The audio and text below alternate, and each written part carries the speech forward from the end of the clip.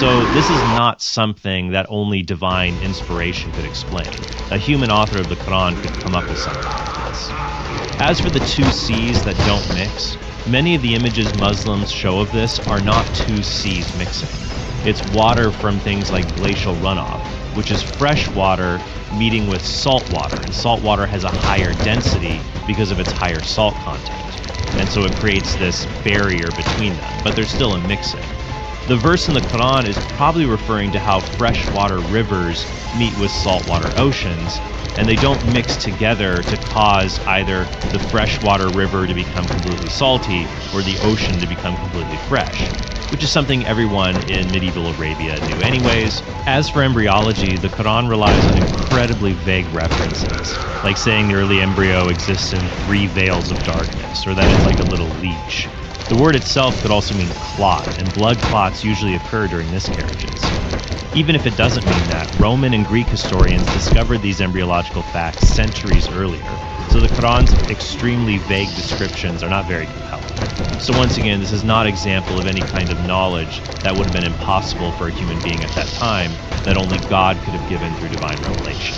Quran, by far, is the most popular book in the world that is read billions of times every single day, week in, week out, all year round. For these reasons, Muslims can proudly claim that the Quran is self-evident to be entirely from God. According to the Guinness Book of World Records, the Bible is the best-selling book of all time. Which makes sense because the Bible has been translated into over 700 languages, the New Testament into over 1,600. But even if the Quran snagged the honor of being the best-selling book of all time, once again, that would not prove it's divinely inspired. Next, the video tries to prove that Muhammad was a genuine prophet.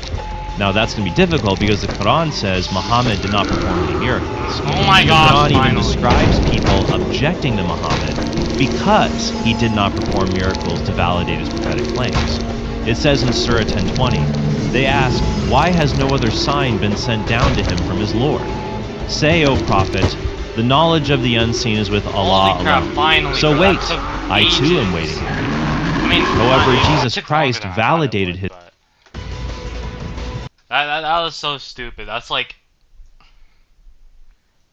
as hard as 5 minutes in Budget Factory, man. I'm not even kidding. Like, this is like maybe 3 times harder than that.